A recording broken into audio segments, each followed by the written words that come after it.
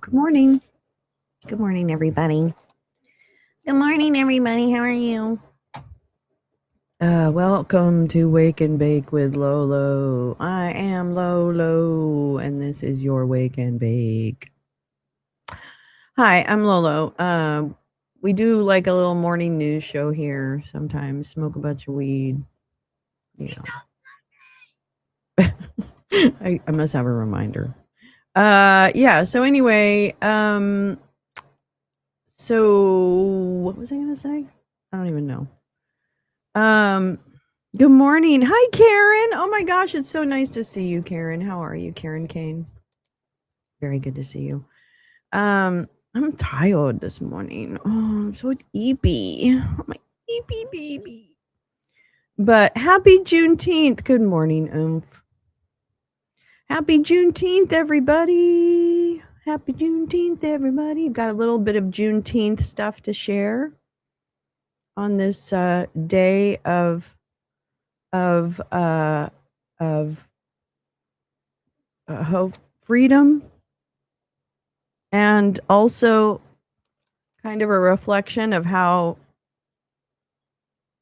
I'm sorry, white supremacy kept people from actually knowing that they're free. And that's where we are. So that's really what I kind of remember on this day, is that white people were so determined to hold on to power. Oh, whoops, wait a minute. That sounds like now. Okay. They were so determined to hold on to power that they literally made other people's lives living hell. Like, I can't even understand that. I can't even understand that.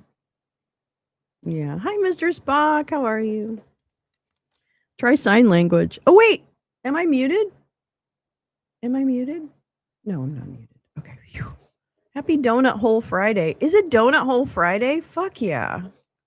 Wow. Macaroni. Happy Juneteenth. Hi. Hi, Jane Jane. Try sign language. What does that mean? YOLO, you only live once. It's true. YOLO Lolo. That's what I that's what I say. That's what I say. Yes, it is. Anyway, so good morning. Welcome to Wake and Bake with Lolo. I'm Lolo. This is your news program for Friday, June 19th. And I have a few things today. I have some things I would really like to read to you, but then also a couple things to watch. I don't know if I want to watch some of them because I had more energy around them last night when I was looking at them, but we'll see what happens. I don't know. But I really want to start with this piece from Democracy Now. And let me just move everything around here. Burp, burp, burp, burp, burp, burp, burp. Excuse me, everybody. There you go. This is from, what's happening? What's happening? Let's not say anything. Mr. Spock, what's the Hi, Paul J. Hi, Grace Lisa. Happy Juneteenth. Karen Kane, outside of Juneteenth, also here to appreciate the dichotomy between Obama's library opening and Trump's birthday stupidity and algae bloom. We're going to talk about that too. You're right. Yeah, and the center rather is open today, so I saw some great crowds. About donut holes in Uranus. Donut, you have any holes in Uranus? Oh my god, my hair. See, this is what happens. I just wake up and this is what I got. And if I got it, then I got it. If I don't got it, I don't got it. That's the way it is. Okay. Hi, Sharon Gray. How are you, darling? Carla. Shh. Algae bloom, yeah. Green is blue. This is actually 1984. It's so funny that they actually embrace all the tropes and do it. Like, oh yeah, green is blue. Oh, okay. All right. Anyway, enough about me. Way enough about me. Let's look at something much more interesting. This is Democracy Now!, who is a wonderful, wonderful, wonderful group. I know the ceasefire's already kaput, right? What are we doing? What's even happening? Remember, Sharon says, remember, 80% of the population has hemorrhoids and the other 20% are perfect assholes. Yes, Juneteenth started in Galveston. They're having a beautiful parade down there. We should check in on that. Definitely. Definitely. I mean, Juneteenth should be a reminder that we are so far away from literally any kind of equity or inclusion or, demonstrable progress, so to speak. All right, here we go. So this is an interview with Clint Smith, who's a historian. Juneteenth special, historian Clint Smith on reckoning with the history of slavery across America. I thought we'd go ahead and listen to it. Yes, maybe. Welcome to Democracy Now!, democracynow.org, the War and Peace Report. I'm Amy Goodman. Love Amy Goodman! Today, a Democracy Now! Special. On this, the newly created Juneteenth federal holiday, which marks the end of slavery in the United States. The Juneteenth commemoration dates back to the last days of the Civil War, when Union soldiers landed in Galveston, Texas. It was June 19, 1865, with news that the war had ended and enslaved people learned they were freed. It was 2.5 years after President Lincoln signed the Emancipation Proclamation. In 2021, President Biden signed legislation to make Juneteenth the first new federal holiday since Dr. Martin Luther King Jr. Day. The day after Biden signed the legislation, I spoke to the writer and poet Clint Smith, author of How the Word is Passed, a reckoning with the history of slavery across America. I began by asking him about traveling to Galveston, Texas, and his feelings on Juneteenth becoming a federal holiday. As you mentioned, I went to Galveston, Texas. I've been writing this book for 4 years, and I went 2 years ago, and it was marking the 40th anniversary of when Texas had made Juneteenth a state holiday, and it was the Al Edwards prayer breakfast. The late Al Edwards Sr. is the state legislator, black state legislator, who made possible and advocated for the legislation that turned Juneteenth into a holiday, state holiday in Texas. And so I went in part because I wanted to spend time with people who were the actual descendants of those who had been freed by General Gordon Granger's General Order Number 3. And it was a really remarkable moment because I was in this place, on this island, on this land, with people for whom Juneteenth was not an abstraction. It was not a performance. It was not merely a symbol. It was part of their tradition. It was part of their lineage. It was an heirloom that had been passed down, that had made their lives possible. And so I think I gained a more intimate sense of what that holiday meant. And to sort of broaden out more generally, you spoke to how it was more than 2.5 years after the Emancipation Proclamation, and it was an additional 2 months after General Robert E. Lee surrendered at Appomattox, effectively ending the Civil War. So it wasn't only 2 years after the Emancipation Proclamation, it was an additional 2 months after the Civil War was effectively over. And so for me, when I think of Juneteenth, part of what I think about is both the both-andedness of it, that it is this moment in which we mourn the fact that freedom was kept from hundreds of thousands of enslaved people for years and for months after it had been attained by them.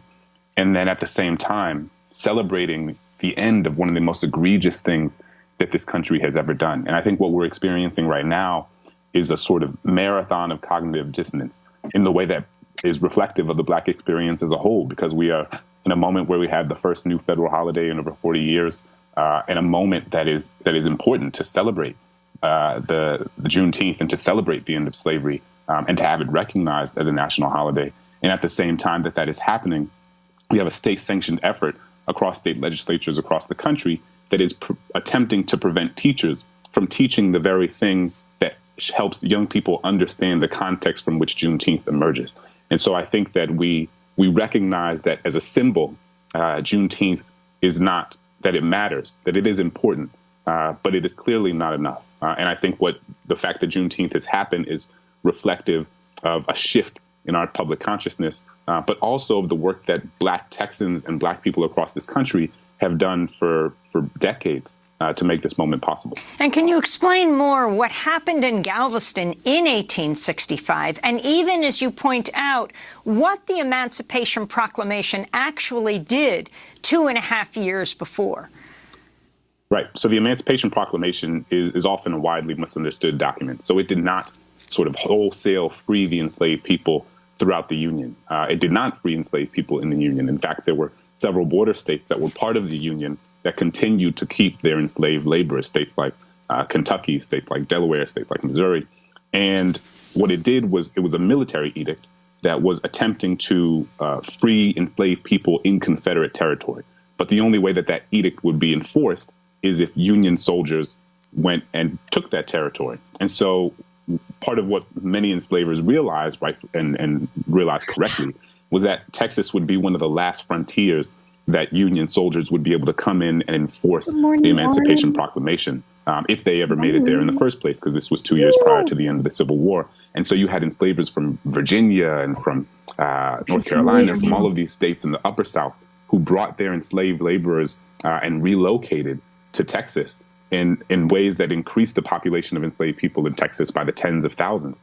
And so when Gordon Granger comes to Texas, he is making clear and letting people know that the Emancipation Proclamation had been enacted in ways that, because of the topography of Texas and because of how spread out and rural and far apart from different ecosystems of information many people were, a lot of enslaved people didn't know that the Emancipation Proclamation had happened. And some didn't even know that General Lee had surrendered at Appomattox 2 months prior. And so part of what this is doing is making clear to the 250,000 enslaved people in Texas that they had actually been granted freedom 2.5 years prior, and that the war that this was all fought over had ended 2 months before.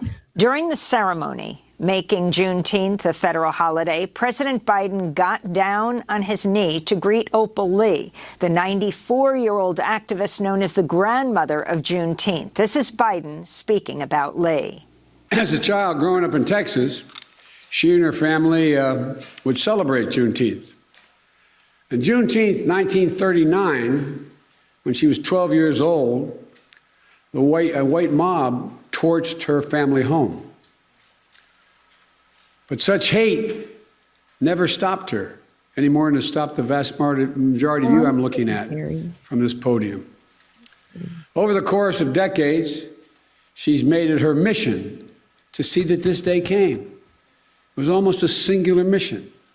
She's walked for miles and miles, literally and figuratively, to bring attention to Juneteenth, to make this day possible. And this is Opal Lee speaking at Harvard School of Public Health. I don't want people to think Juneteenth is just one day. There is too much educational components. We have too much to do. I even advocate that we do Juneteenth, that we celebrate freedom from the 19th of June to the 4th of July. Because we were free on the 4th of July, 1776. That would be celebrating freedom. You understand? If we were able to do that.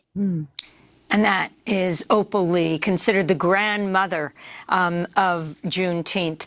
And Clint, one of the things you do in your book is you introduce us to grassroots activists.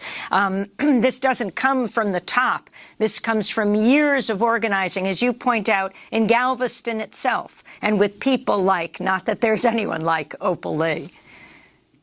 Yeah, no, absolutely. Part of what this book is doing, it is an attempt to uplift the stories of people who don't often get the attention that they deserve in how they shape the historical record. So that means the public historians who work at these historical sites and plantations. That means the museum curators. That means the activists and the organizers, people like Take 'em Down Nola in New Orleans, who pushed the city council and the mayor to make possible the fact that in 2017 these statues would come down, several Confederate statues in my hometown in New Orleans. And part of when I think about someone like Miss Opal Lee, part of what I think about is our proximity to this period of history, right? Slavery existed for 250 years in this country and has only not existed for 150. Yeah. And, you know, the way that I was taught about slavery growing up in elementary school, we were made to feel as if it was something that happened in the Jurassic Age, that it was the Flintstones, the dinosaurs, and slavery, almost as if they all happened at the same time.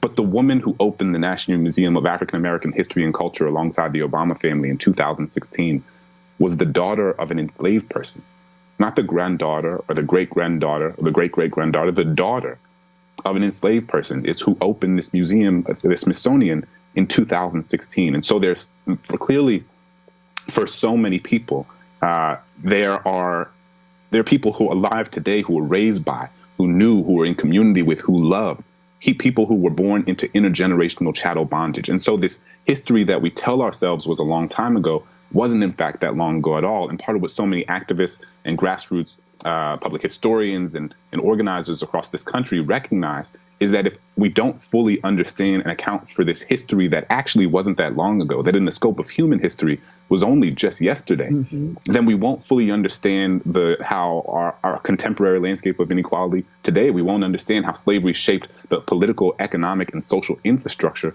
of this country. And when you have a more acute understanding of how slavery shaped the infrastructure of this country, then you're able to more effectively look around you and see how the reason one community looks one way and another community looks another way is not because of the people in those communities, but is it because of what has been done to those communities generation after generation after generation. And I think that is central to the sort of public pedagogy that so many of these activists and organizers who have been attempting to make Juneteenth a holiday and bring attention to it as an entry point to think more wholly and honestly about the legacy of slavery have been doing. During an interview on CNN, Democratic Congressmember Alexandria Ocasio-Cortez called out the 14 Republican Congress members, all white men, who voted against making Juneteenth a federal holiday. This is pretty consistent with, I think, the Republican base, and it's whether it's trying to fight against teaching basic history around racism and the role of racism in U.S. history to, you know, there's a direct through line from that to denying Juneteenth, the day that is widely recognized and celebrated as the symbolic kind of day that to represent the end of slavery in the United States. If you could respond to that, Clint Smith, and also the fact that on the same day yesterday, the Senate Minority Leader said they would not be supporting the For the People Act, the Voting Rights Act. Absolutely. I think very clearly the critical race theory, the idea of it is being used as a boogeyman, and it is being misrepresented and distorted by people who don't even know what critical race theory is, right? So we should be clear that the thing that people are calling critical race theory is that is the language that they are using to talk about the idea of teaching any sort of history that rejects the idea that America is a singularly exceptional place, and that we should not account for the history of harm that has been enacted to create opportunities and intergenerational wealth for millions of people that has come at the direct expense of millions and millions of other people across generations. And so part of what is happening in these state legislatures across the country, and with regard to the effort to push back against teaching of history, 1619 Project, critical race theory, and the like, is a recognition that we have developed in this country a more sophisticated understanding, a more sophisticated framework, a more sophisticated public lexicon with which to understand how slavery, how racism was not just an interpersonal phenomenon, it was a historic one. It was a structural one. It was a systemic one. I want you to talk more about your book, How the Word is Passed, Reckoning with the History of Slavery Across America. Can you talk about the journey you took? You were just mentioning where you grew up in Louisiana, the map of the streets of Louisiana, and why you feel it is so critical not only to look at the South, but your chapter on New York is something that many will be shocked by, the level of when people talk about the South and slavery, that New York, of course, had enslaved people. It did. It was really important for me to include a chapter on New York City and a place in the North more broadly, in part because, you know, while the majority of places I visit are in the South, because the South is where slavery was saturated and where it was most intimately tied to the social and economic infrastructure of that society.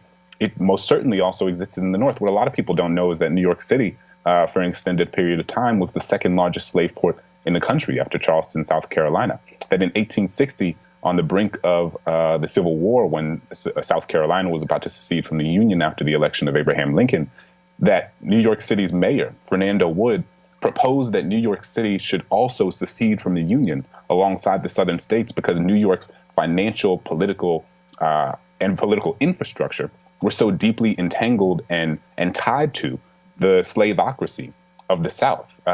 Also that the Statue of Liberty was originally conceived by Edouard de la Boulaye, a French abolitionist who conceived of the idea of the Statue of Liberty and giving it to the United States as a gift, that it was originally conceived as an idea to celebrate the end of the Civil War and to celebrate abolition. But over time, that meaning has been, even through the conception of the statue, right? The original conception of the statue actually had Lady Liberty breaking shackles, like a pair of broken shackles on her wrist to symbolize the end of slavery. And over time, it became very clear that that would not have the sort of mainstream support of people. I had no idea about that. I had no idea that the Statue of Liberty was originally intended to be a memorial of the end of slavery, or, you know, an honoring of the end of slavery. And that literally it was then manipulated because people thought that wouldn't be popular enough. My mind is blown. This is an older interview, by the way, but still, wow. God, we're just so fucked up. I'm sorry. Across the country, obviously, this having been just not too long after the end of the Civil War, so there were still a lot of fresh wounds. Hi, Vicky. And so they shifted the meaning of the statue to be more about a sort of inclusivity, more about the American experience, the American project, the American promise, the promise of democracy, and sort of obfuscated the original meaning to the point where even the design changed. And so they replaced the shackles with a tablet and the torch, and then put the shackles very subtly, we need good people in Texas, sort of underneath her robe. And you can, but the only way you can see them, these broken chains, these broken links, are from a helicopter or from an airplane. And in many ways, I think that is a microcosm for how we hide the story of slavery across this country, that these chain links are hidden out of sight, out of view of most people, from under the robe of Lady Liberty, and how the story of slavery across this country is very, as we see now, very intentionally trying to be hidden and kept from so many people, so that we have a fundamentally inconsistent understanding of the way that slavery shaped our contemporary society today. Glenn, before we end, you are an author, you're a writer, you're a teacher, and you are a poet. Can you share a poem with us? I'd be happy to. And so when you're a poet writing nonfiction,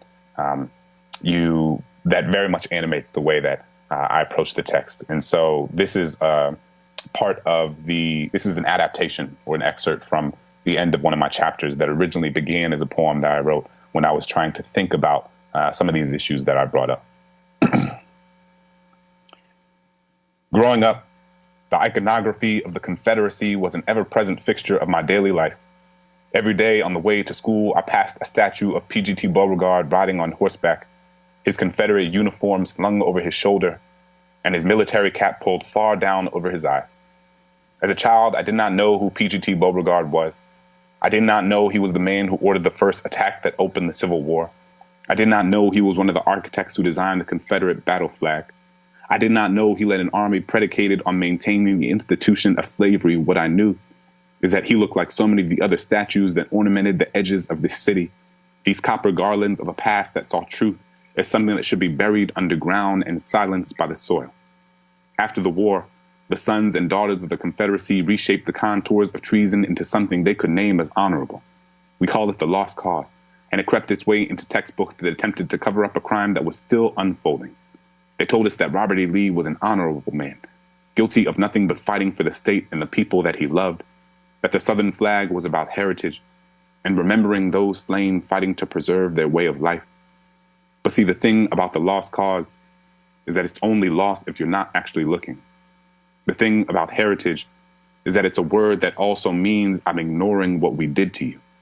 I was taught the Civil War wasn't about slavery, but I was never taught how the declarations of Confederate secession had the promise of human bondage carved into its stone. I was taught the war was about economics, but I was never taught that in 1860, the 4 million enslaved black people were worth more than every bank, factory, and railroad combined. I was taught that the Civil War was about states' rights, but I was never taught how the Fugitive Slave Act could care less about a border and spell Georgia and Massachusetts the exact same way. It's easy to look at a flag and call it heritage when you don't see the black bodies buried behind it. It's easy to look at a statue and call it history when you ignore the laws written in its wake. I come from a city abounding with statues of white men on pedestals and black children playing beneath them, where we played trumpets and trombones to drown out the Dixie song that still whistled in the wind. In New Orleans, there are over 100 schools, roads, and buildings named for Confederates and slaveholders. Every day, black children walk into buildings named after people who never wanted them to be there. Every time I would return home, I would drive on streets named for those who would have wanted me in chains. Go straight for 2 miles on Robert E. Lee, take a left on Jefferson Davis, make the first right on Claiborne. Translation, go straight for 2 miles on the general who slaughtered hundreds of black soldiers who were trying to surrender. Take a left on the president of the Confederacy who made the torture of black bodies the cornerstone of his new nation. Make the first right on the man who permitted the heads of rebelling slaves to be put on stakes and spread across the city in order to prevent the others from getting any ideas. What name is there for this sort of violence? What do you call it when the road you walk on is named for those who imagined you under a noose? What do you call it when the roof over your head is named after people who would have wanted the bricks to crush you? Clint Smith, author of the book, How the Word is Passed, A Reckoning with the History of Slavery Across America, speaking on Democracy Now! In 2021, the day after Juneteenth became a federal holiday. Coming up, the pioneering... Yay! Oh, I'm really glad to see that interview. That was really, really wonderful. Yeah, that was wonderful. Let me see where I've got to go today. Where do I have to go today? Hold on. Oh, yeah, I've got a lot of stuff on the pool. Let's see. What do I want to read to you next?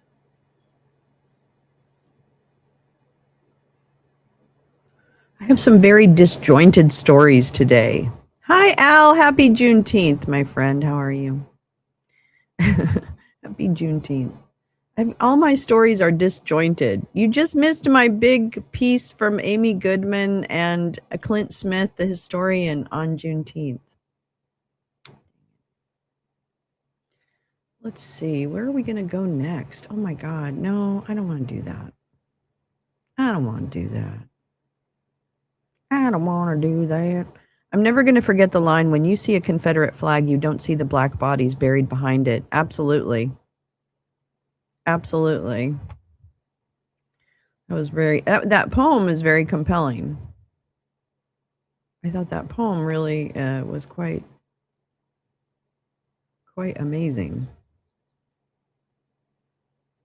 Well, I think we're going to turn to more, I guess, a demonstration of the ridiculousness of where we are right now, from the kind of sublime of the gravitas of Juneteenth compared with the lack of gravitas in this regime that's actually ending up killing people, and especially people of color, through things like, I don't know, banning abortions, banning access to health care for women, like so many things that, while the reflecting pool is just a kind of picture of what is happening, it really is kind of a a striking example. Yeah, Confederate flags are for burning. Yeah, exactly. Confederate flags are for wiping your butthole with Uranus. Sorry. All right. So let's start with something less serious, frankly, but relevant, I guess. Just endemic, I think, of what's happening to the country. So maybe that's where I'm really going with this. But this is from HuffPost. Trump's $14 million reflecting pool paint job is now peeling off and floating to the surface. I'm sorry. I do like the L's that he's taking these days. I'm okay with that. I'm okay with the L's. You know what I'm saying? Like, I'm okay with that. Let me make myself bigger so you can laugh at how old I am. Actually, the flag most yokels fly isn't the real Confederate flag. It's the battle flag of Northern Virginia, General Lee's flag. When he surrendered, he ordered all those flags taken down. Oh, interesting. Figaro. All right. President Donald Trump positioned himself as a swimming pool expert. As he touted the Lincoln Memorial reflecting pool renovations he ordered this year, having put in more than 100 over his career.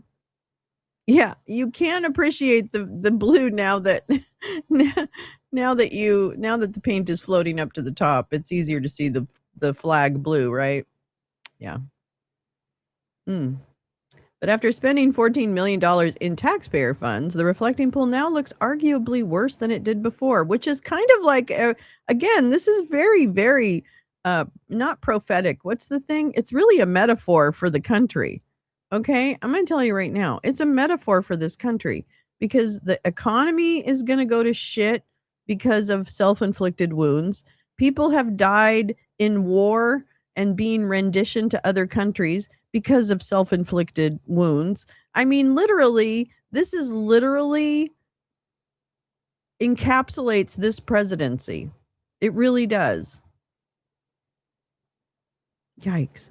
Aside from the bright green hue of the water, the product of what is reportedly one of the largest algae blooms in recent years, the industrial-grade swimming and pool topping that Dump chose is already peeling off in sheets. Visitors took notice of the floating material on Thursday. HuffPost even observed some taking samples of the coating with them as a souvenir of Trump's Washington. I know. Imagine.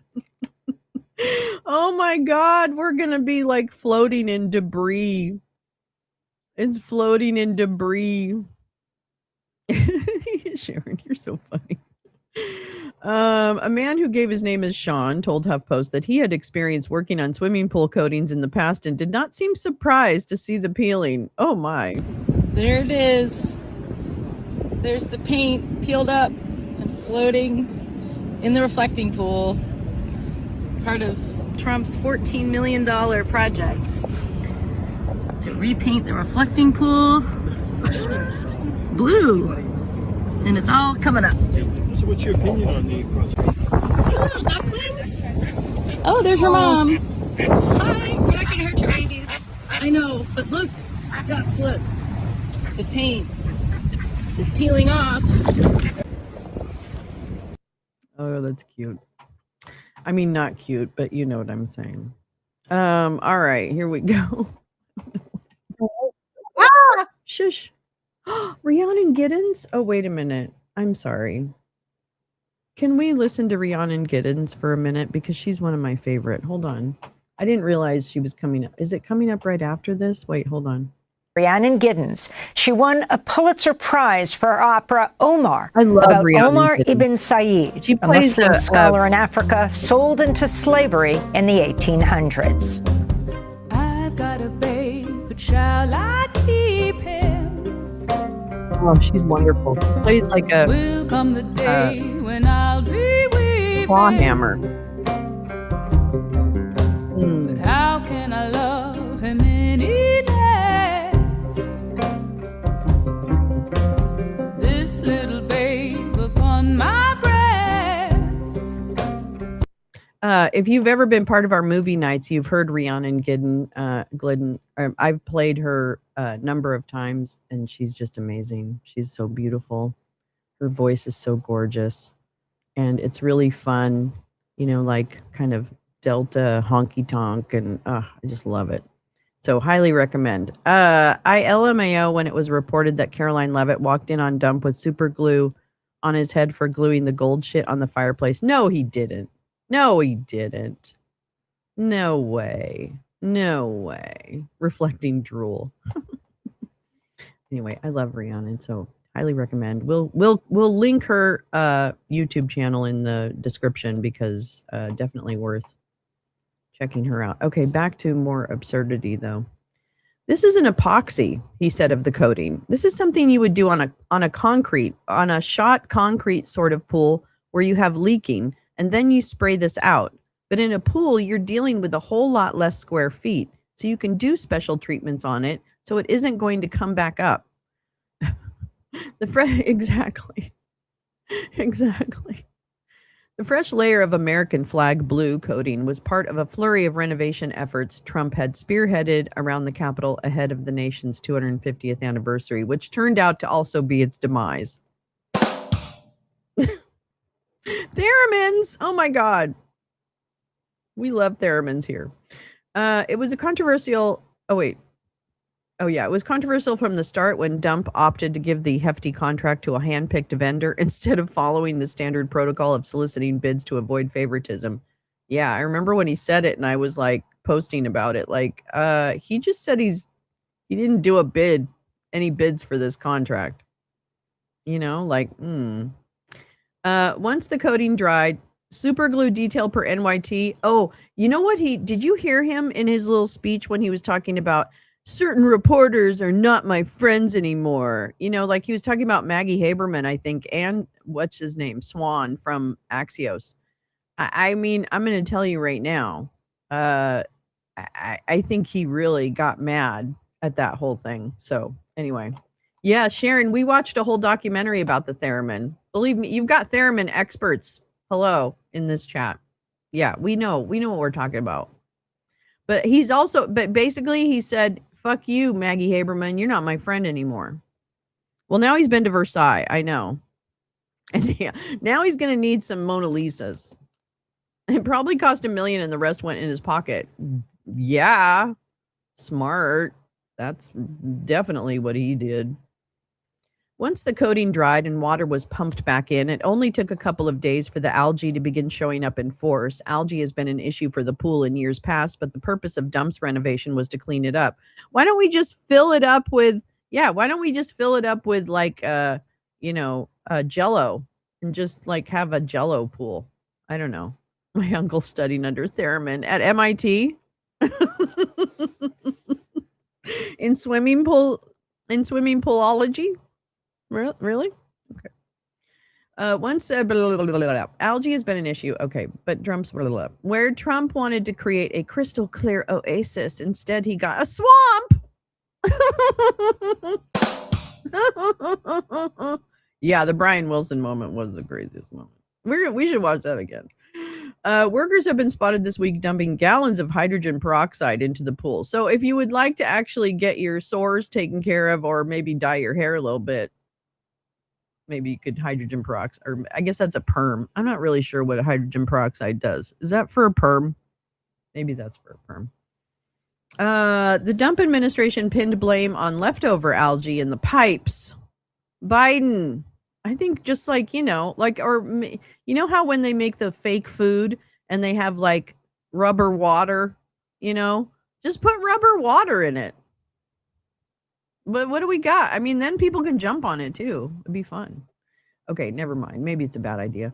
Let's see. The Dump administration pinned blame on leftover algae in the pipes from Joe Biden and said its solutions, including use of a nanobubbler, were working. The Interior Department, run by billionaire Doug Burgum. I know, the poor ducks. Hi, Grace Lisa.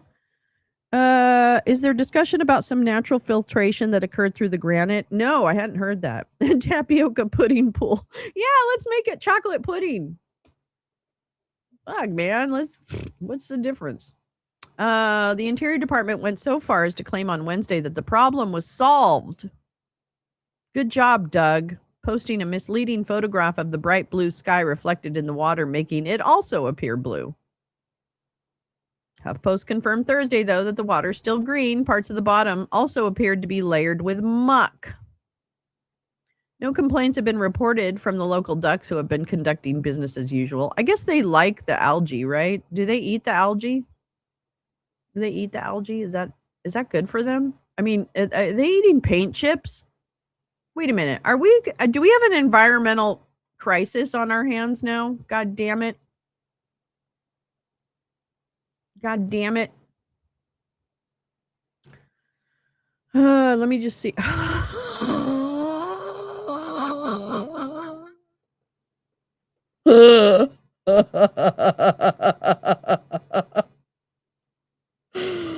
No, I would imagine the algae is toxic. Is this the guy who did it?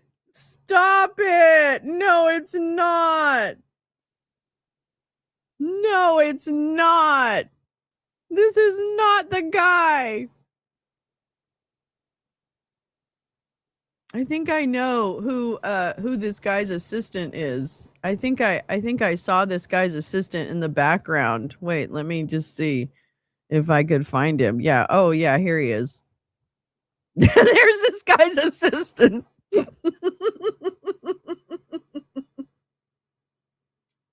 What the fuck? What the fuck is even happening? Yeah, cities are environmental crises. I understand. I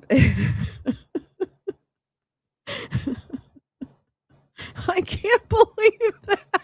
That's the pool guy. That's the pool guy. Oh my God. Holy shit balls. Oh my God. Is that a velvet collar? Yeah, Vicky, I think it is. I know. Oh my God. The 70s want this entire look back.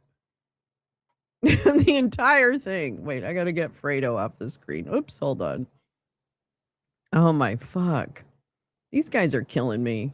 You're killing me, you guys. Come on now. Stop it. Stop looking like that. Oh, okay, I will. God, I don't know why they haven't just charged my card. All right, John Cafaro. Oh, that's 2002?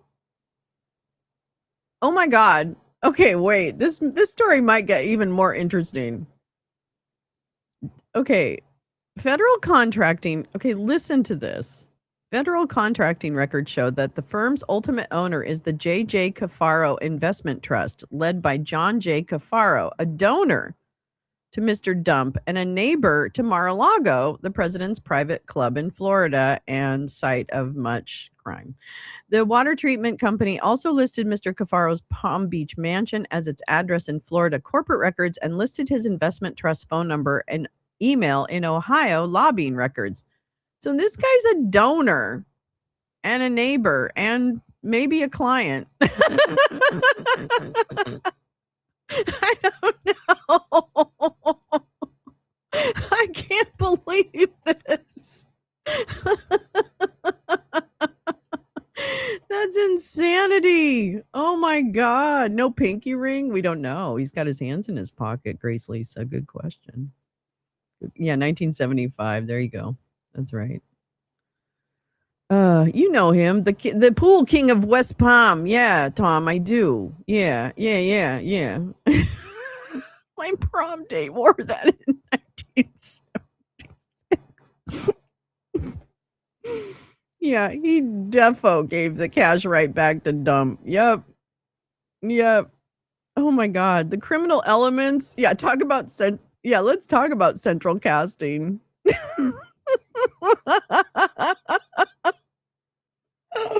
Oh my God, this is too much. Why do they do this to us? Oh, shut up. I will. I'll do it right after this. All right, let's see. Mr. Cafaro, a longtime Republican donor whom Mr. Dump has described as a fantastic man, was once involved in a high-profile bribery scandal. No, say it ain't so. I don't believe it. John, RJJ.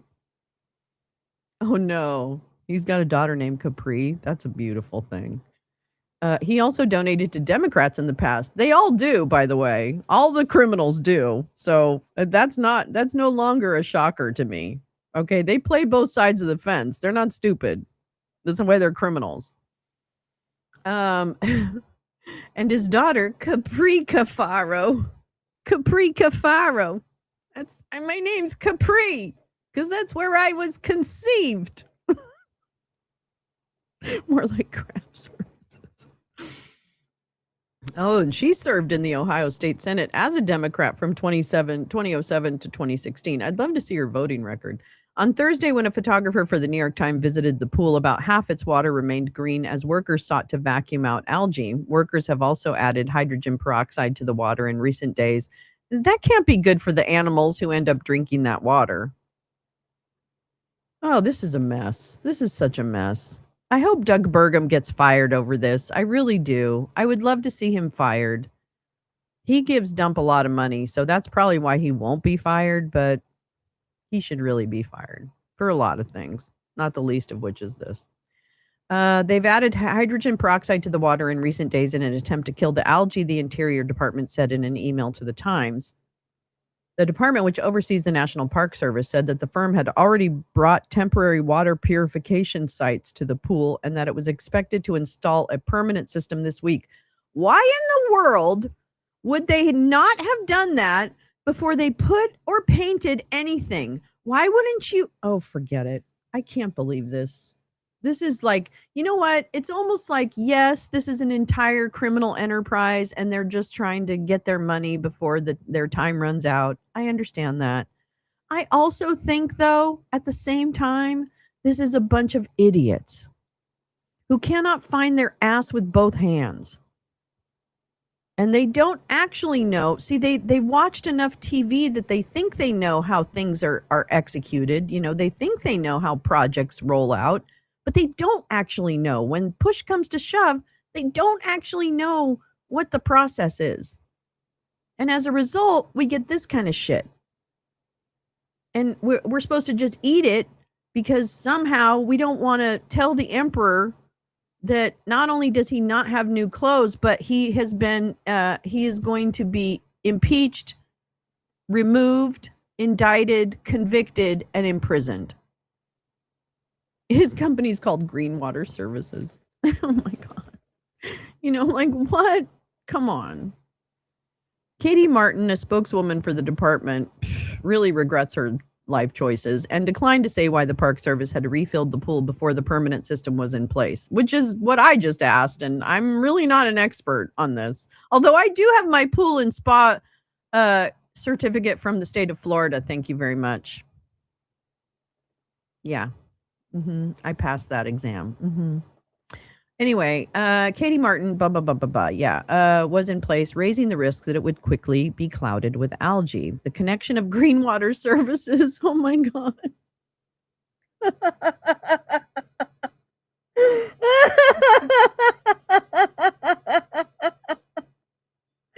Oh my God.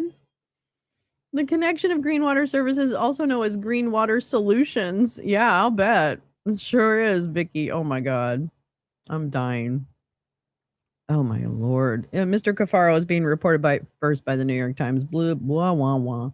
Neither Greenwater Services nor Mr. Cafaro responded to requests for comment. Oh, shocker. Hey, you're all going to end up on the side of a wall, okay? You're going to hang with these fucking fascists. You're going to try and make your money on these fascists. You too will end up on the side of a wall. So get ready, Mr. Greenwater Services, Mr. Cafaro, and maybe listen to your daughter Capri a little bit more and focus.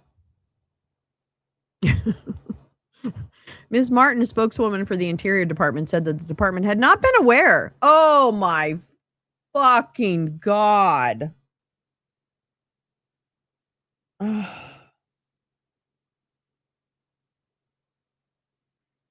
No, that's okay, Neil. There's a piece of the blue paint for sale advert on Discord. Okay. Don't we know anybody in DC? They could just go get us a piece of the paint. We don't have to buy it. Did Trump hire John Candy? No, you know what it is? It's the scene from Caddyshack where he gets the poop. I think I posted that the first time. Pool scene in Caddyshack. Okay, wait, hold on.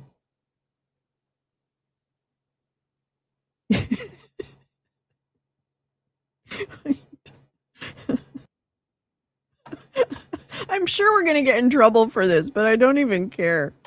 I don't care. I'm sorry, everybody, but it's Friday. Who cares?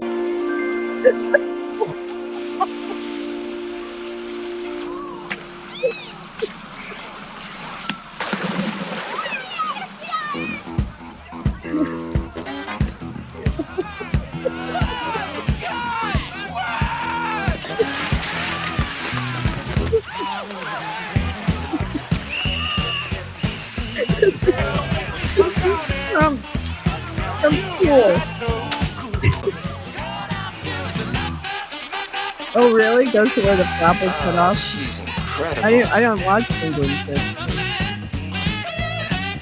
Oh my god.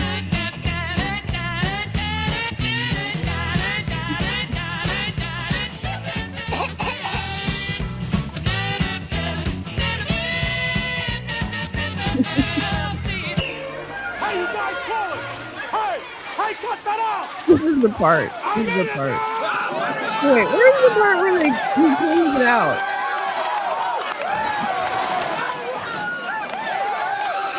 This is the part I'm talking about. This is This find anything that doesn't look like fecal remnant. I want the entire pool scrubbed, sterilized, and disinfected. Oh, really? Interesting. Mobile security cameras. Uh-ohs. Here it is. Ah. It's no big deal. Oh. I'm sorry.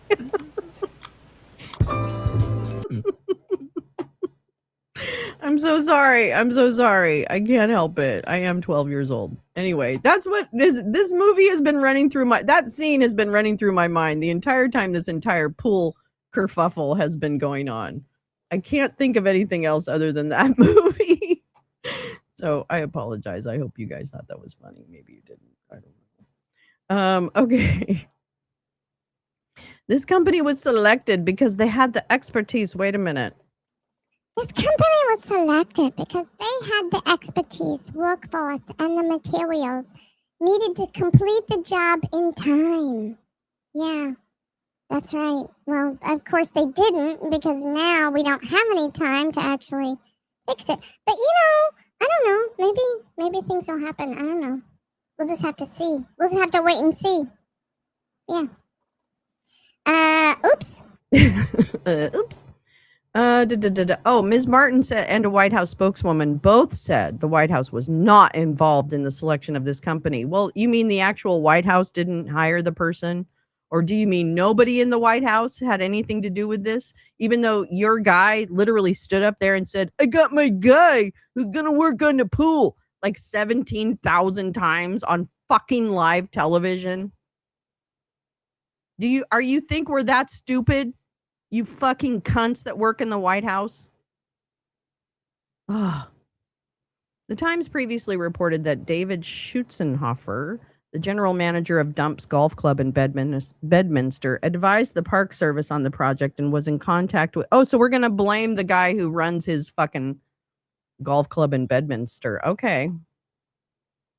Get ready to roll over, guy. Who was in contact with Greenwater in January. The reflecting pool's water is circulated via underground pipes to a nearby building full of filters and water purifiers. The Park Service had planned for years to upgrade that system by adding a nanobubble device that killed algae with tiny bubbles of ozone gas.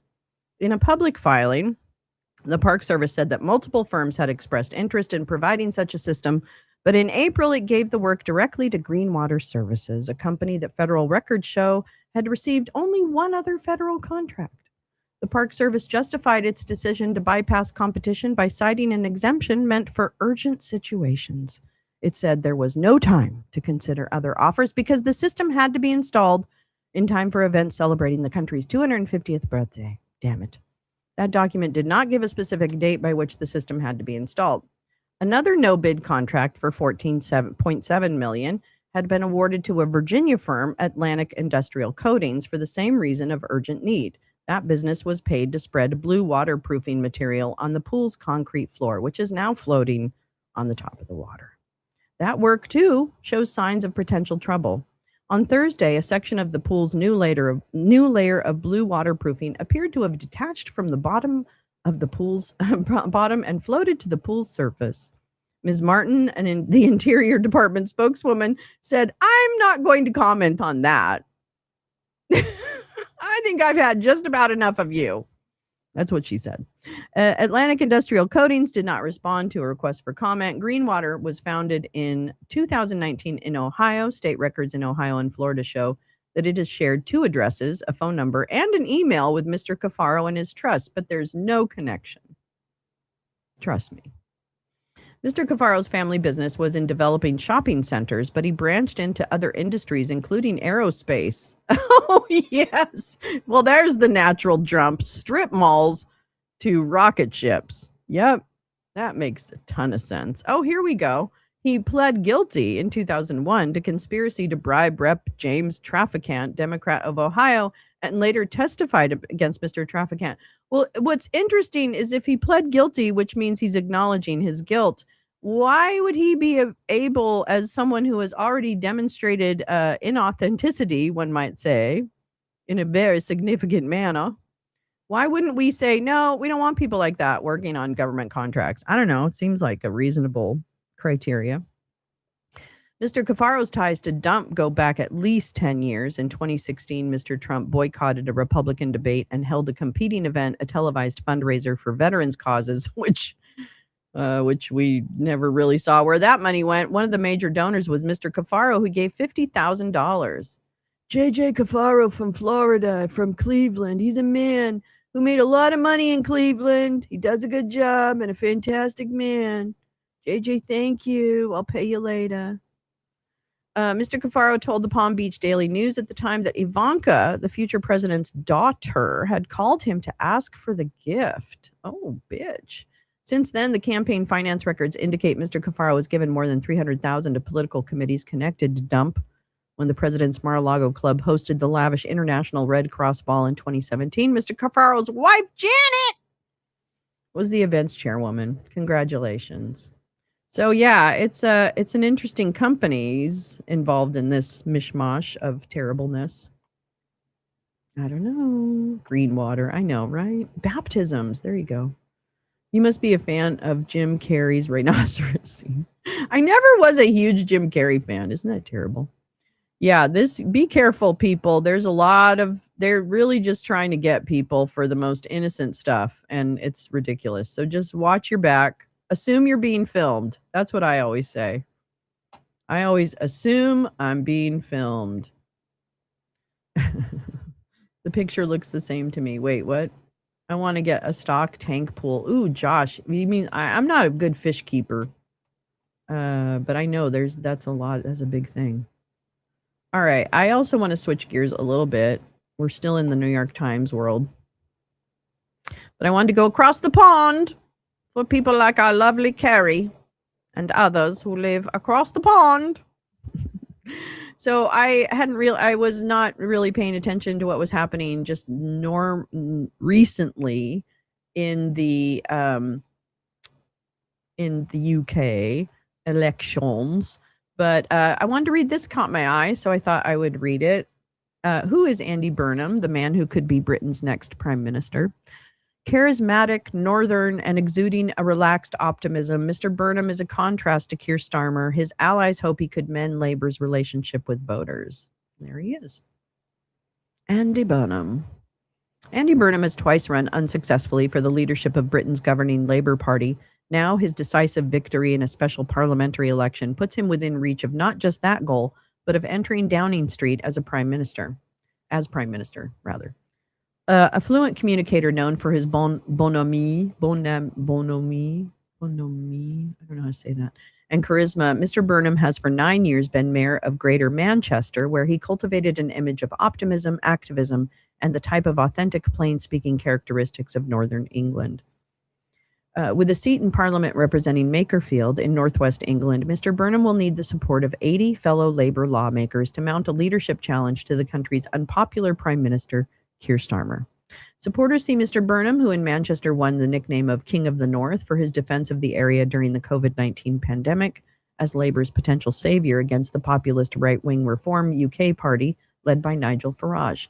Critics portray Mr. Burnham as a political chameleon who would face the same economic constraints that have stymied Mr. Starmer's lackluster government and the same restless, impatient electorate. Either way, he would be a different kind of leader from the one he wants to replace. Quote, "He's just optimistic and happy and seems to enjoy being a politician," said John McTernan, an advisor to Tony Blair when he was prime minister and someone who has known Mr. Burnham since his days as a researcher for a lawmaker in South London. "Leaders either inspire you or they slightly depress you," Mr. McTernan added, noting that there had been several recent prime ministers who didn't really seem to enjoy it, Mr. Starmer included. Mr. Burnham was born in Liverpool in 1970 to a father who was a phone engineer and a mother who was a doctor's receptionist. He was raised in Colcheth, a village in Cheshire, not far from Makerfield. Of Irish heritage, he attended Roman Catholic state schools and has spoken of his Catholicism, including meeting Pope Francis in 2023. "My mom was with me, and even though I'm not a Catholic in that full sense of the word, I felt the magnetic pull of the Vatican," he said, likening his faith to a lifelong devotion to Everton Soccer Club. "If you stop going to matches," he added, "you're still an Evertonian. You can stop going to church, but you're still a Catholic." Mr. Burnham won a place to study English at the University of Cambridge, and after graduating, took a familiar path to political prominence, first as a researcher for Tessa Jowell, a lawmaker in South London, and then as an advisor to the then Culture Secretary, Chris Smith. While at Cambridge, he met Marie-France van Heel, who was born in the Netherlands, and they later married and had 3 children. "When my wife got pregnant, we actually hadn't planned to have children at that time because I felt stability was important. We got married in October 2000 when Jimmy was 8 months old, and I was in a difficult battle to win the nomination," Mr. Burnham told The Guardian in 2009, referring to his efforts to run for Parliament. After he won the election in 2001,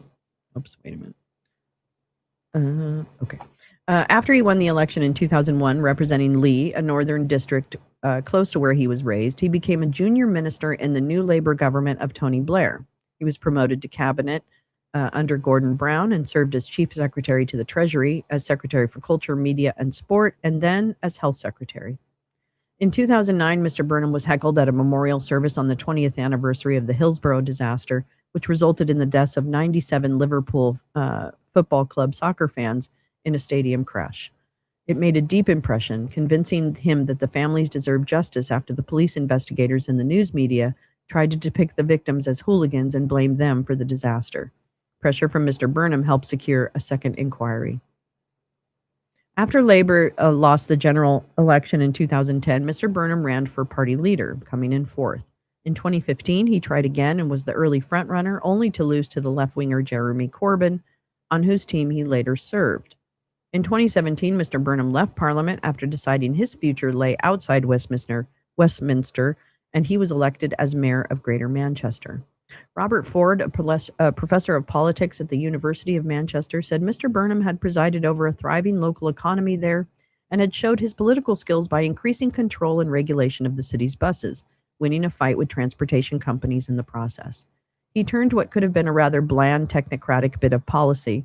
Believe me, if Keir Starmer had been there, it would have been into a David versus Goliath fight, Professor Ford said. His big strength is he's a very effective communicator, a very effective storyteller, and he's good at giving voters a sense of who he is, who he's for, and what he's trying to do. In all these respects, Professor Ford said, he is quite a contrast with the incumbent Labour Prime Minister.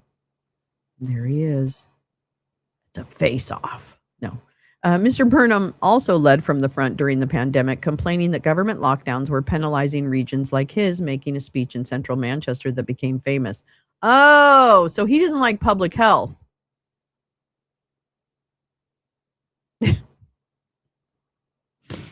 Why don't any of these people understand public health? I'm sorry. Can we just, why? Why can't we just appreciate the fact that scientists have worked on this shit, and that there's a difference, and you can probably tell the difference between a scientifically mandated, behavior change like masking, lockdowns, etc. You can tell, I can tell the difference between government overreach, right? And public health policy. Those two things are very different. And they can easily become the same. Don't get me wrong, but we weren't there. Okay? We weren't there. And trust me, businesses didn't want us to lock down. Right? Because money. So stop it. I can't take this anymore. I can't take it that somehow everybody's freedoms were so fucking fucked with during the COVID pandemic. Fuck you.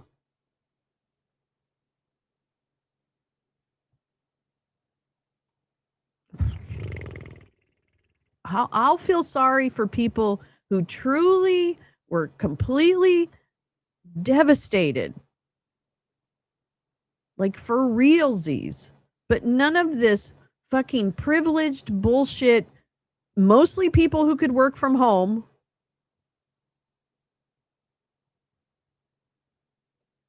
I don't know. It really makes me mad. I'm so tired of that. God, it just keeps going too because of fucking disinformation. I'm telling you, we're back to disinformation again. Oh, okay. Perhaps the most consistent criticism leveled against Mr. Burnham, who served under three very different labor leaders in Mr. Blair, Mr. Brown, and Mr. Corbyn, is that he is politically malleable. In 2022, after the last Soccer World Cup, Mr. Starmer himself poked fun at his former colleague. In a speech to reporters, Mr. Starmer joked that Mr. Burnham got to see his boyhood team, Argentina, win the World Cup, but that it was a mixed bag because he also got to see his boyhood team, France, lose the final, and his boyhood teams, Morocco and Croatia, lose in the semis. Oh, that's funny. Mr. McTurnan acknowledged that Mr. Burnham's reputation is of a politician who likes people to like him. Oh, well, that's not dangerous at all. But said, a people pleaser as a politician is much better than a people hater. Is it, though? I don't know. One common thread through Mr. Burnham's career has been the idea that British politics and the news media is too London-centric and that regional inequality has damaged the country, a point he made in his first speech to Parliament in 2001.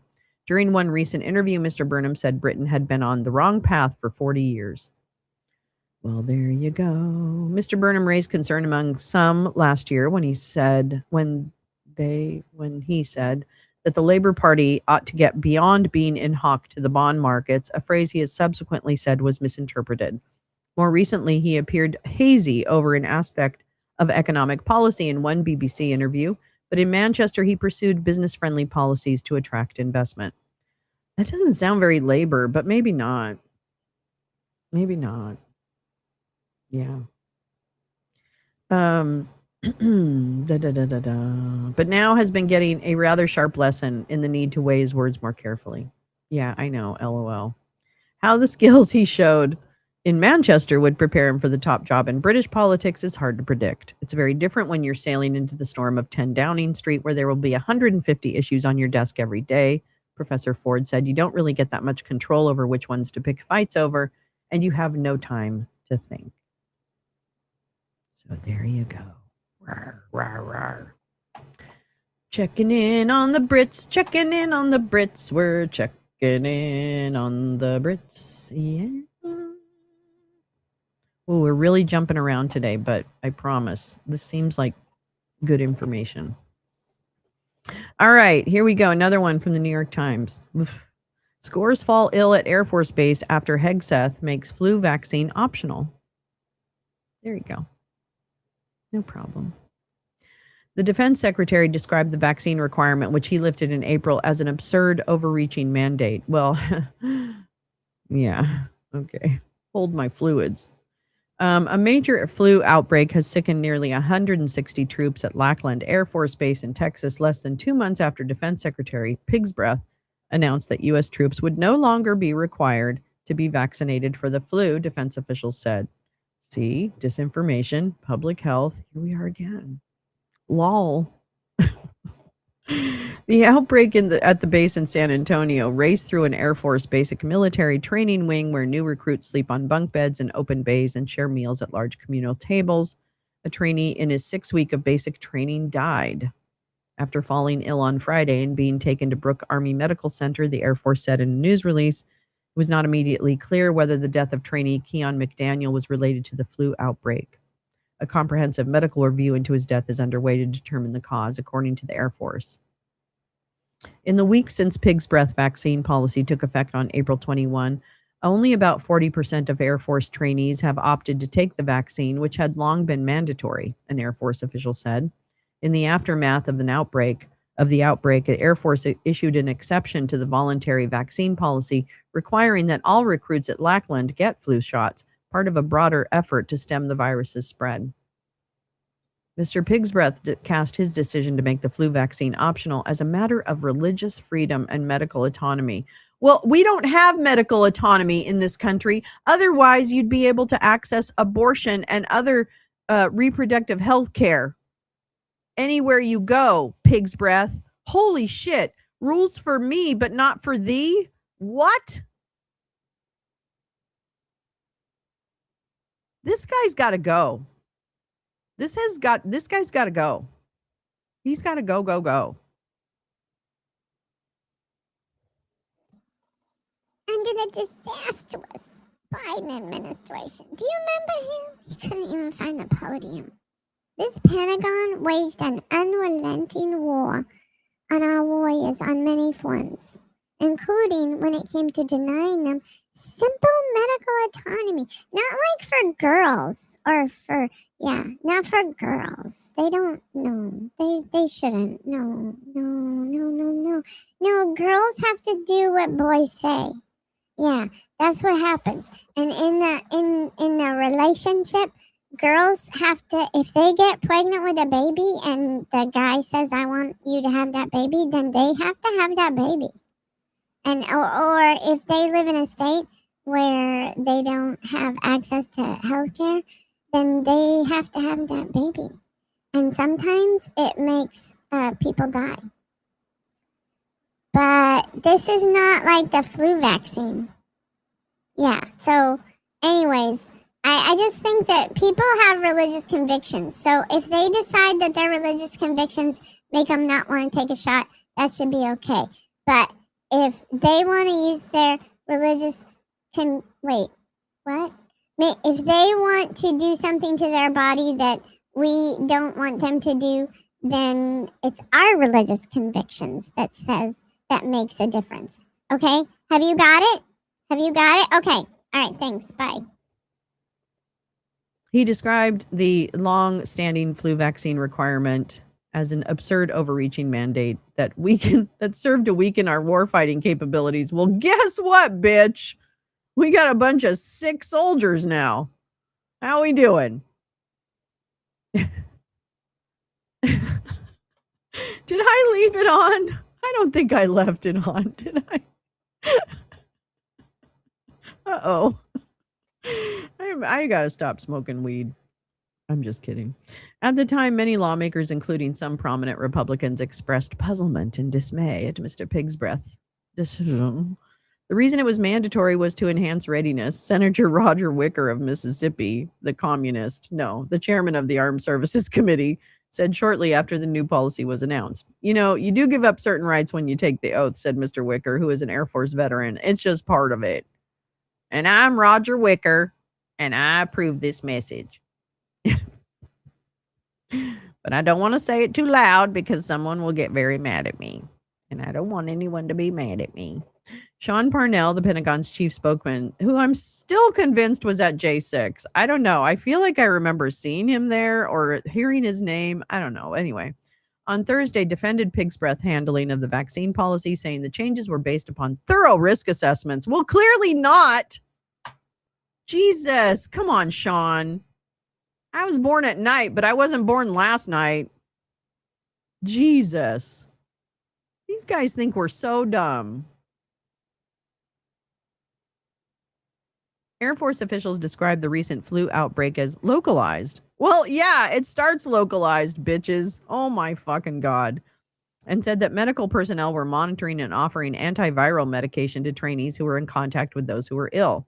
Oh, are they all taking a bunch of like, what is that? Airborne or whatever that immunity or something. Once they are cleared by medical professionals, they'll return to training. When asked about the matter, the White House spokeswoman referred the New York Times to the Pentagon. We don't have anything to do with that. The flu outbreak highlights the risks of pig's breath and the Trump administration's broader approach to vaccines. Oh, is that what we're calling it? A broader approach? Denial. It's denying vaccines and public health, by the way. Jesus. Some members of the administration, particularly those involved in public health agencies, have been critical of vaccinations broadly. While, accused of spousal abuse. Thank you. I knew I've heard his name multiple times. Thank you. Thank you. I also have a very disturbing Robert Kennedy thing that I want to talk about. Health Secretary Robert Kennedy has allowed history of questioning safety because he's an idiot. Last summer, he rescinded federal recommendations for all flu vaccines containing thimerosal, a mercury-based preservative that the anti-vaccine movement has falsely linked to autism. President Trump once championed the COVID vaccine. In fact, he invented it during the initial months of the pandemic.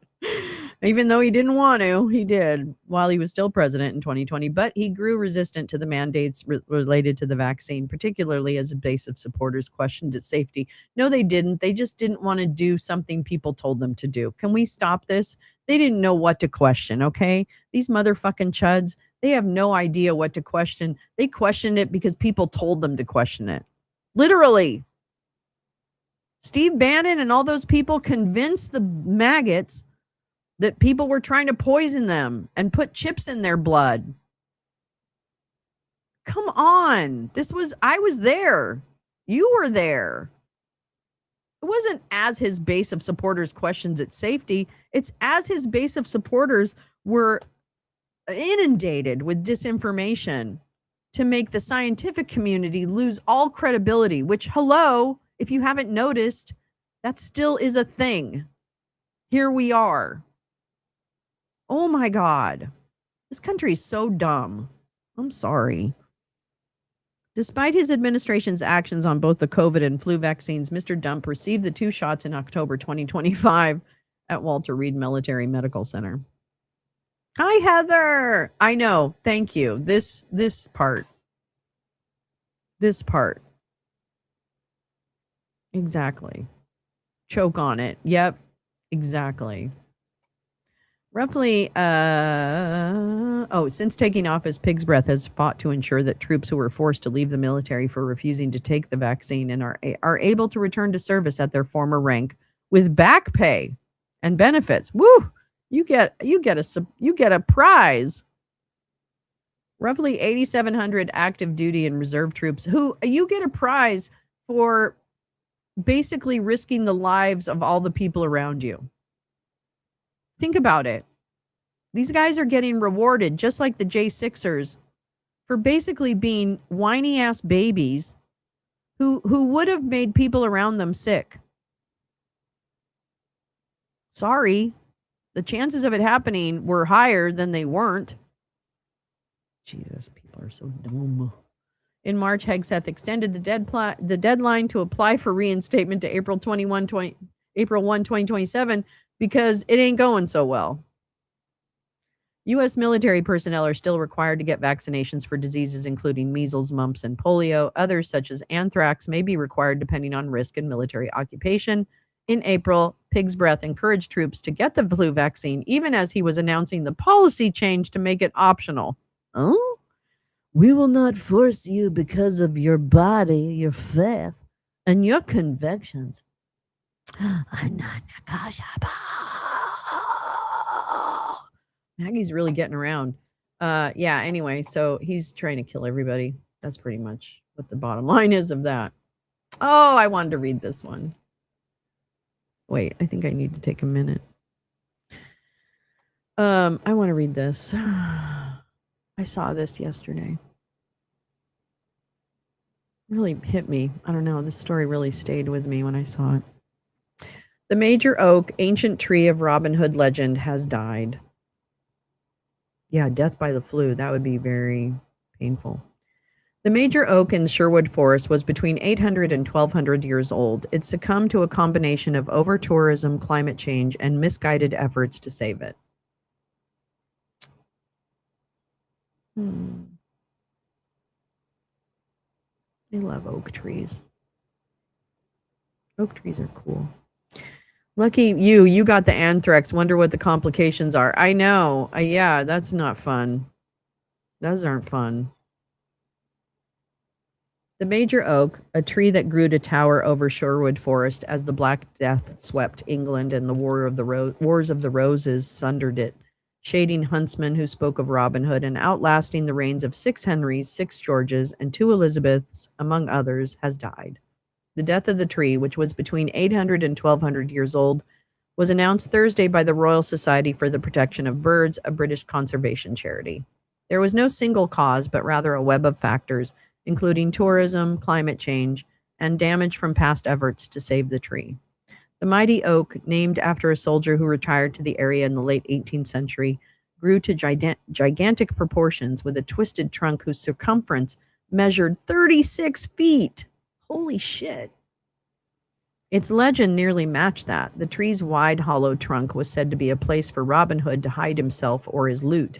The legend, however, implausible even by the mythical status of Robin Hood, turned the tree into a tourist magnet. But in the last 5 years, the tree has been struggling, conservationists said.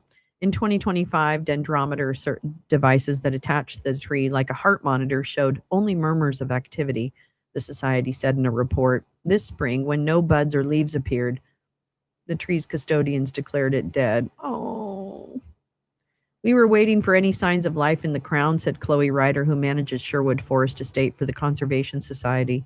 We really wanted to give it a chance. Oh. It's so beautiful. At its peak, the canopy spread 91 feet, but over the years, the tree has been shrinking. Its roots had become depleted and the soil became hostile, Ms. Ryder said.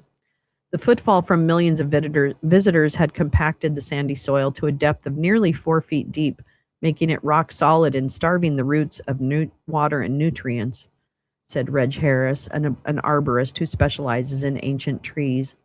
Mr. Harris was one of the last people to climb the tree with specialists looking after it, and he said that the misguided attempts to save the tree had harmed it over the years. In some of those efforts, iron, lead, fiberglass, and even concrete were used to repair the tree. Then record heat waves and dry, hot summers came to Britain, which the already weakened tree could not withstand. The climate is changing so fast in front of our eyes that these very old trees don't seem to be able to keep up, he said.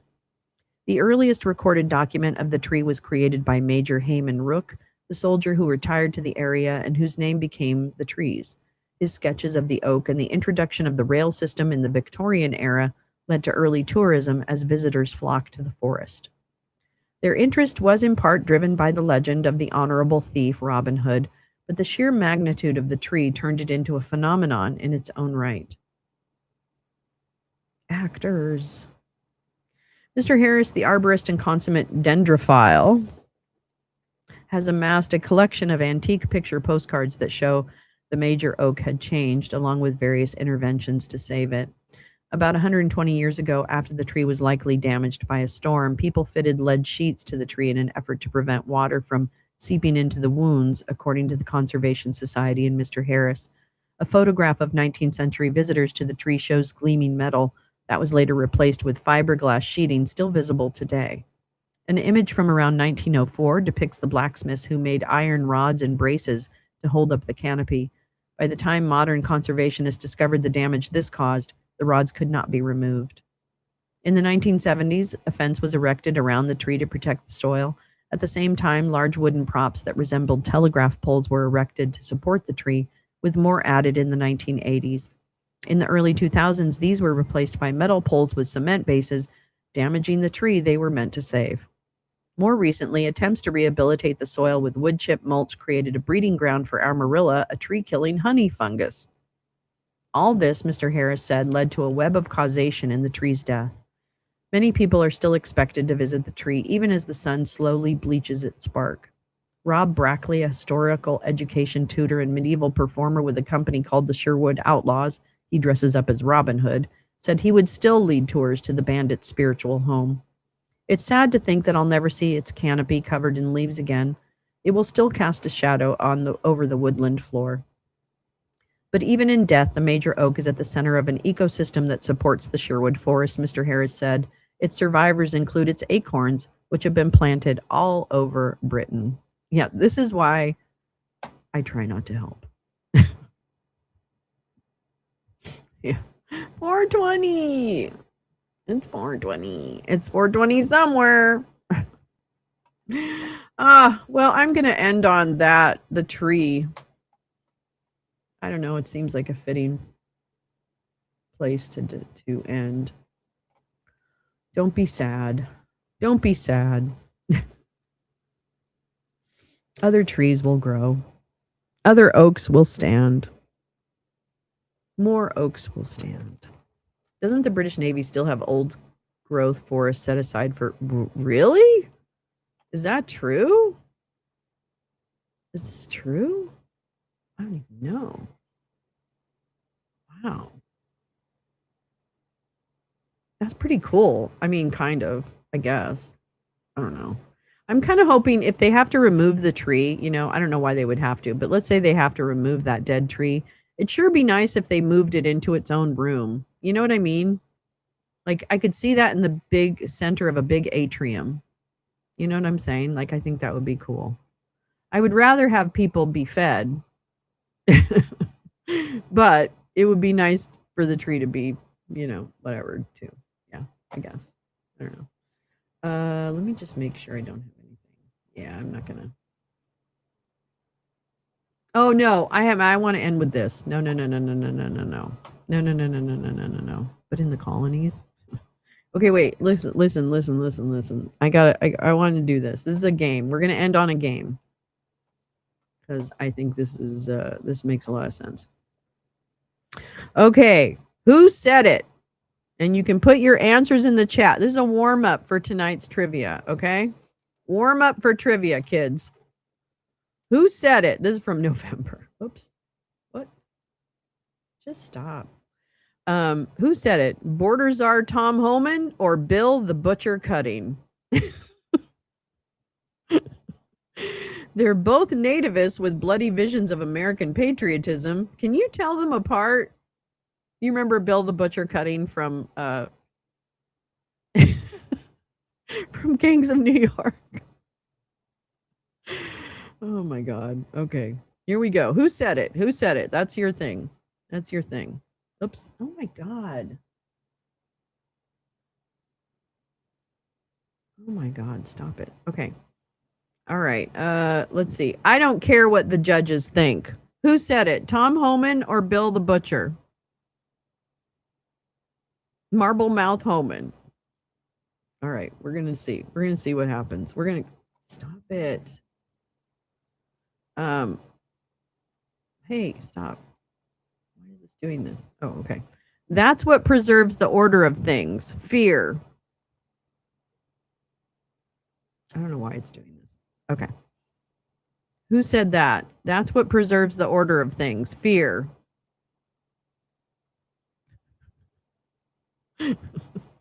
Wait. Tom the Potato Homan, Josh says.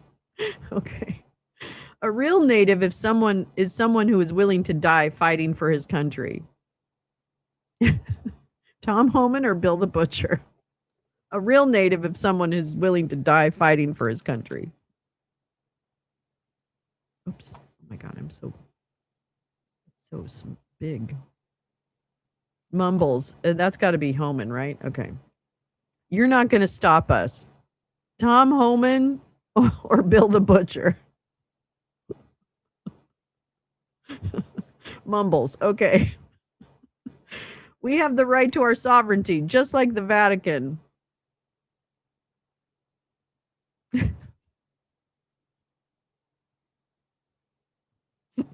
They're all both. No, I don't know. I'm going to say Tom Homan. You see this knife? I'm going to teach you to speak English with this fucking knife. That's got to be Bill the Butcher. Right?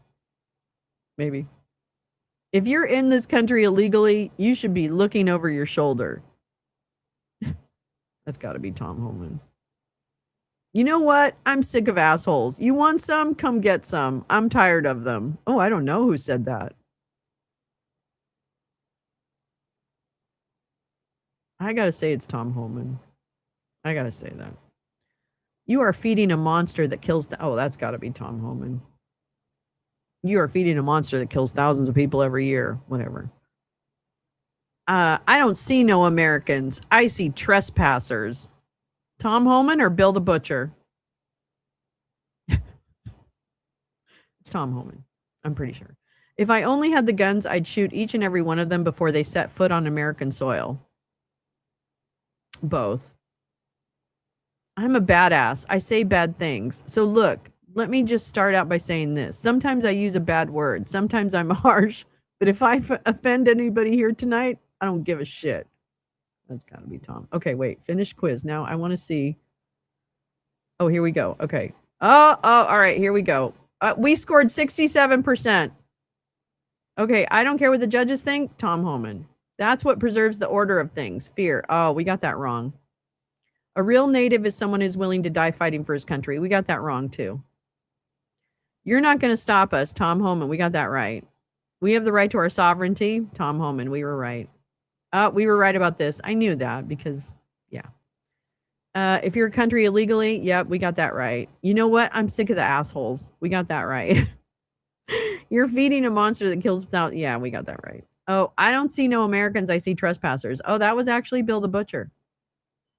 Oh, and if I only had guns, I'd shoot each and every one of them. Oh, that was Bill the Butcher too. Oh, but this one's Tom. Okay. All right. Well done, everybody. We got 67%. That was, you know, I'm very proud of us. Very proud of us. All right. Well, that's it for me because you know what? We have a big party tonight. Mama's got to take a nap before the big party. So I will see you hopefully tonight at 6:30 Pacific, 9:30 Eastern, everything inside, outside, for a little bit of spaced out trivia. And yeah, we're going to do it. Happy Friday. I hope you have a wonderful Friday. Thank you so much for coming. Happy Juneteenth. Let's do better as an entire country. 67% is, it's a C. It's a C. We got a C. We. Hi, Heather. Hi, Heather and Todd. Yeah, I know they're fucking awful. Well, but most of them were Tom Homan. So you guys were right. All right. I'll see you guys tonight, hopefully. If not, have a beautiful weekend. Be thinking about movies because for the people in our Discord, we've got to think about movies. Hey, listen, that's right. We got 67%, but our uncle taught at MIT. All right. See you all tonight. Make sure you study up all your trivia. Okay. You better do that. You better do it. You better do it. Okay. All right. Okay. All right. Don't let the turkeys get you down. It's not worth it. Okay. Bye.